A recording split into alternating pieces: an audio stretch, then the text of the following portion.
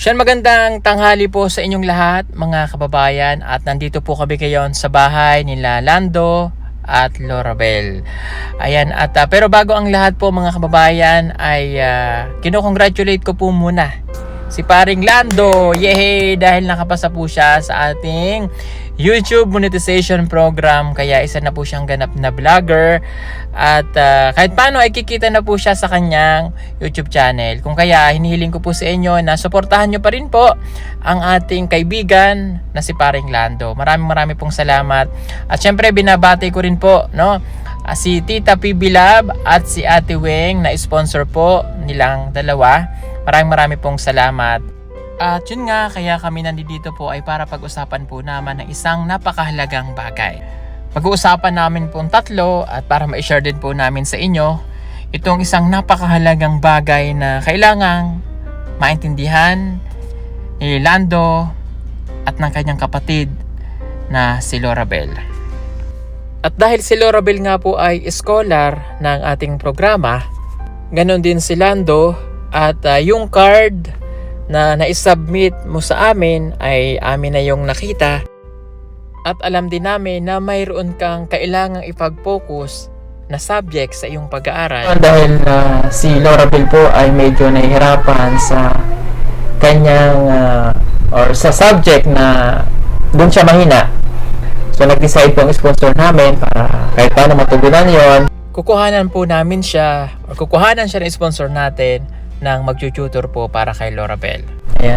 So ito naman, lahat po ito ginagawa namin at lahat pinapakita namin sa lahat ng mga scholar natin. Talagang tinitingnan namin yung grado na kanilang pag-aaral upang mag-guide po namin sila kung saan sila mahina at kung anong dapat gawin. Okay, so dito may napansin kami na kailangan mo talagang pagtuunan na kung saan ka mahina. Which is yung science. Kailangan matutunan mo itong mabuti. Siyempre yung math din. Although may mataas na to. Yung mayroon lang tayong mababa dito na kailangan mong pagtuunan, yung science. Yung iba dito, madadaling subject lang ito. Kayang-kaya mo yan at kailangan mo nang mabago, no? Hindi naman namin kailangan talaga ng matataas na grade. Importante na ipapasa nyo yung subject na kailangan yung pagtrabahunan at pagsikapan, na maganda naming makikita yung resulta, lalo't higit yung sponsor natin na nakatingin at nanonood at tinitingnan ang bawat grado na makukuha ninyo, upang nang sa ganon ay matutuwa ang mga sponsor ninyo sa maipapakita ninyong magandang resulta ng inyong pag-aaral. Okay, ito kailangan mo itong malaman, napakahalaga nito. Ito sasabihin ko ito sa iyo para maintindihan mo, para sa kapakanan mo, at sa lahat ng mga nanonood natin, ng mga scholar natin. Susunod na dito pagkatapos niyan si Madeline, kay Mylene, kay Ninita, tapos na tayo sa kanila. At wala kami naging problema sa kanila, at ito hindi ko sinasabi para i-down kayo or kumbaga kinakampihan natin sila. Walang ganon, or paborito natin sila, walang ganon. So ito katatapos lang ng award na nakuha ni Mylene para maging inspiration nyo lang, no? Ginawara ng Kagawaran ng Edukasyon o DepEd ang ating scholar na si Mylene sa ginanap na TLE Festival of Talents ng lungsod ng Muntinlupa. Out of 21st school na nagparticipant, ang ating pong si Mylene ang nakakuha ng 5th place. Congratulations po sa kanilang eskwelahan, to all teachers and principal, at sa kanyang advisor na si Teacher Nida. Maraming salamat, Mylene, sa karangalan na iyong naibigay. O, di ba? O, yan gusto kong maging inspiration ninyo. So, palakpakan natin si Mylene sa karangalan niyang naibigay sa atin. At syempre, masaya po kami sa nakuhang award ni Mylene bilang isang tatay niya, no? Na nagdala sa kanya ng magandang patutunguhan. At syempre, nandyan din ang ating mga scholar na iba pa, sila Judy Ann, sila Madeline, sila Jamaica, sila Irene, sila Christine, sila Rubilin, no, na napakarami nyo pa. Na gusto ko ay sana, no, ay maging maayos lahat ang inyong pag-aaral. Nang sa ganon ay magiging masaya talaga ang ating mga sponsor sa inyong lahat. Ngayon naman, pag-usapan natin yung naging problema. Wala na ito doon sa pag-aaral mo, Lorabel. So ito ay may kinalaman sa naging problema natin nitong nakaraang linggo. Okay. At gusto ko maging malinaw sa ating lahat at isantabi muna natin yung mga hindi na dapat natin iniisip. Doon na tayo ngayon sa positibong pananaw na kailangan naming maibigay sa Lando at matutunan na maibibigay mo para kay Lorabel na magaguide siya ng tama. Ngayon, tatanggalin muna natin ang sagabal at hindi mo dapat gawin. Mula sa araw na to, ay babawian muna kita ng cellphone. Okay, Lando, nasan ang cellphone? Kukunin ko ang cellphone. I-explain ko mamaya kung bakit ko kukuhanin ang cellphone. Tanggalin lang ang SIM card. Okay, sige, mamaya na tanggalin. Okay, i-log out ang dapat i-log out. Sige, tanggalin mo na. Okay. Makinig ka. Alam mo naman yung nangyari, Lorabel. Ito ay isang guide ko sa'yo na kailangan mong matutunan. Kapag hindi ko ito ginawa, what's next? Di ba, Lando? Agree ka ba dun sa decision ko? Okay. Makikinig ka sa kuya mo. Okay? Hanggang hindi ka natututo sa mga hindi dapat. Na-overwhelmed ka. Di ba? Siyempre, first time niya pong magkaroon ng cellphone at may mga bagay na hindi dapat niya ginagawa. So yun tatanggalin ko muna para hindi na maulit muli. Pag kailangan ng search o research, may cellphone si Kuya Mulando.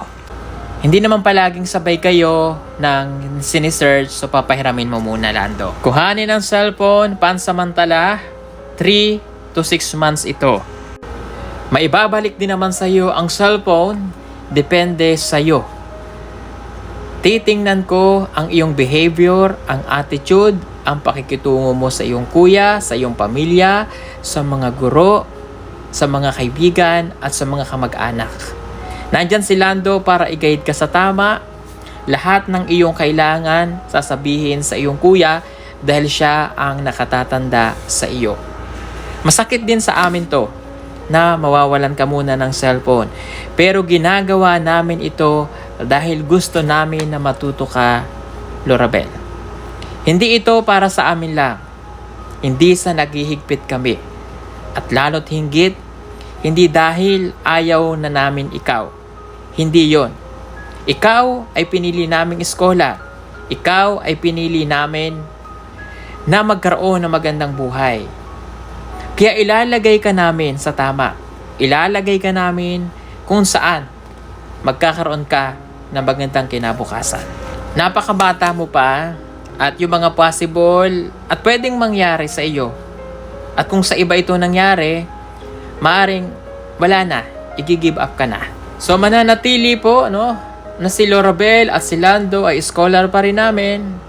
Walang matatanggal, kundi ang cellphone lamang ang aming tinanggal. Mahirap pong i-explain mga kababayan sa inyo ang nangyari dahil ito po ay pribadong buhay na lamang din nila na nais din naming i-keep upang mapangalagaan pa rin natin ang bata at ma-guide siya sa tama at magkaroon ng tamang pangunawa. At bilang nakakatanda si Lando sa kanya, naririto siya upang gabayan ng kanyang kapatid at itama ang lahat ng mga bagay na mali na niyang magagawa. Yan. Makikita mo yung resulta na lahat ng ito'y ginagawa namin para sa iyo. Hindi namin hindi na kami yung tipo na hayaan lang namin kayo. Kapag hinayaan namin kayo, ibig sabihin wala kaming pakialam. Ito ay sinasabi ko hindi lang sa iyo, kundi para sa lahat ng mga scholar natin. Makinig kayo. Hindi namin kayo pinaghihigpitan. Hindi namin kayo ipinapahiya. Kundi ginagawa namin ito upang kayo ay mapangalagaan. Upang kayo ay mabigyan ng magandang kinabukasan. Lorabel, Ito yung pagkakataon na dapat patunayan natin sa mga sponsor natin na karapat-dapat tayo. Lahat ng scholar natin. Alam nyo, hindi biro ang ginagawa ng ating mga kababayan na nagbibigay sa inyo ng tulong. Maaaring nakikita natin na napakaalwan ng kanilang buhay sa ibang bansa. Pero hindi nyo nakikita kung gaano kahirap ang ginagawa nila doon. Makapagpadala lang dito. Minsan, baka pangkain na nga lamang nila. Ipapadala pa sa atin. Ipapadala pa nila sa atin upang tayo ay matulungan. Ganon. Ganon sila magmahal. Hindi natin yun nakikita. Pero ipinararamdam nila sa atin. Na nagawa mo na magsisi ka man, huli na. Di ba? Huwag niyong isipin na, ay okay lang kasi may nagpapaaral naman sa akin. Wrong. Hindi habang buhay may tutulong. Paano pag biglang nagsawa na sila? Dahil halimbawa nakikita nila sa lahat ng isang scholarship natin Halimbawa, nagsawa na sila dahil sa mga pasaway or dahil sa mga ginagawa na mali. Lahat tayo mawawala. Ang tiwala, mahirap nang maibalik. Kaya mag-iingat kayo at palagi niyong tatandaan yung sinasabi ko. Mahalin, pahalagahan ang bawat tulong na darating. Dahil minsan lamang yan darating sa buhay natin. Naman po problema dun sa pag-aaral niya. Personal lang. Makikita mo. Diba? Ipakita niyong dalawa. At sa lahat, nakarapat dapat kayo sa scholar na iminibigay ng ating sponsor. Pangatlo, kailangan makikita talaga namin na ang grade ay maipasa nyo. Hindi na importante kung matataas yan. Importante lang. Maipasa, maayos ang grado, walang problema. Kaya nga sabi ko, 'di ba, bonus na lang kung mabibigyan nyo kami ng magandang grado na magkaroon kayo ng honor. Kailan ng bakasyon? Ngayong pagkatapos ng party nila ngayong 16 mo? 15? 15. Birthday mo ng? 17. Oh, happy birthday, Lorabel. Ilang taong ka na nun? 14. 14. O, kita mo? Isang taon pa na lang, 15 anyos na. Ulit. So, 14 ka na. Hindi ka na bata. Ha? Okay. Ilang taon mo na, Lando? 21%. O, dibo ka na. O, hindi ka na rin bata. Ha? Nasa legal age na ikaw. Namin nagagabay sa kanya. Ikaw naman, susunod ka sa kanya kasi kuya mo siya. Ha? Kasi yung parents niya nandun sa bukid eh. Hindi naman palagi na kailangan pupunta doon para yung parents nyo yung mag-guide sa inyo. 'Di ba? Kaya nga nandito ang iyong Kuya Lando. Nakapag-aral na. Magstay lang palagi sa bahay, huwag magbabarkada. Pag-hipit ka, di ba? Hindi pag-hipit ulit yun, para sa yun. Okay lang may kaibigan. Parte ng buhay natin na may kaibigan. Pero more than doon, huwag na. Ha? Mata ka pa. At wag mo, may bisyo ka, nagiinom? Wala mong gawin, Lorabel. Makinig ka sa payo namin para sa ikabubuti mo, ha? Masanay ka muna na walang cellphone. Sa una lang yan. The next, pagka nakita ko na maayos, balik yan. Babalik naman namin. Ha? For the meantime, wala mo ng cellphone para maiwas natin yung bagay na hindi na dapat maulit. Gets mo? O ano yung natutunan mo sa mga nangyari? Parang natutunan. O ano yung natutunan mo?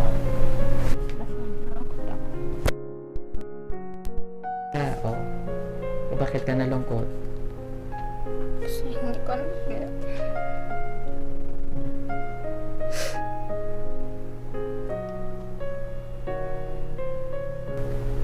Hindi mo alam na? Ganun pala. Oo, ayun. Diba? Hindi mo alam na mali na yung ginawa mo. But that's why, nandito kami. Nandiyan ang kuya mo. Ako nagpapakakuya sa'yo. Para matuto ka. Ito ginagawa namin para matuto ka. Para ano tawag dito? Ipaano sa'yo na mali. yung nangyari na ginawa mo. Okay, huwag mo na ulitin ha. Mangako ka. Oh, at humingi ka ng pasensya sa sponsor natin. Sorry. Sorry po sa lahat.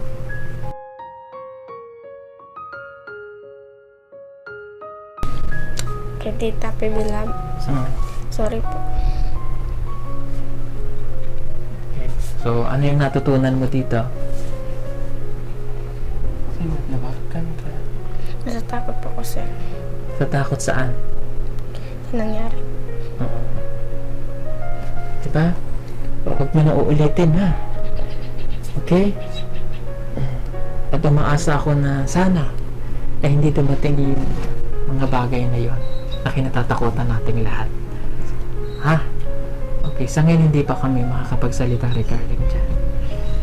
Pero malalampasan mo yan. Ha? Okay. Sige po mga kababayan. Again, ito yung ginagawa namin, hindi ito, alam mo Lando, hindi ito sa paghigpit namin sa inyo. Ha? Okay. Sige po, kay Tita Weng, kay Tita Pipila, marami pong salamat. Mag-aral mabuti ha. Mag-pray palagi. Kung maaari, Bible. May Bible dito para maging guide. Kaya Eli, may Bible ka? Madadala ko kayo ng Bible. Sa isang araw, magbasa kayo ng Bible 2. Yung maupo lang kayo dyan. Yung mga aral na matututunan nyo sa Bible. Ang sarap sa piling. Basta pag may project, tawagin si Kuya, magre-research. Titingnan kung ano ang nire-research para magturuan siya. Okay? Akin ang cellphone. Nasa na?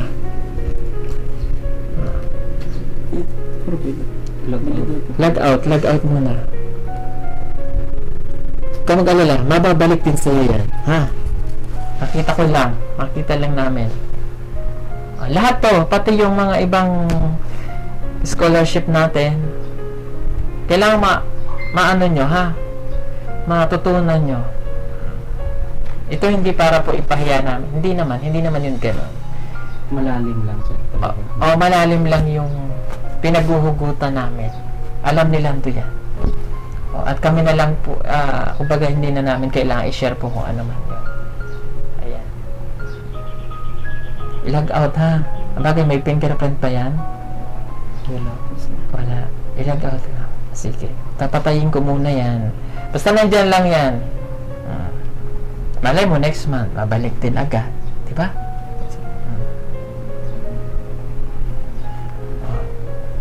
Yan. Sige mga kababayan, maraming salamat. Kumain na at babalik pa sa school. Ha? Okay, thank you so much. Lando, ikaw na bahala. Bel. Ha? Okay, babalik ulit kami sa isang araw. Dadaling ko yung allowance para ulit sa inyo. Ha? At sa pa-birthday ni Tita Weng para sa iyo. Okay. Sige, maraming pong salamat. God bless po sa inyo lahat.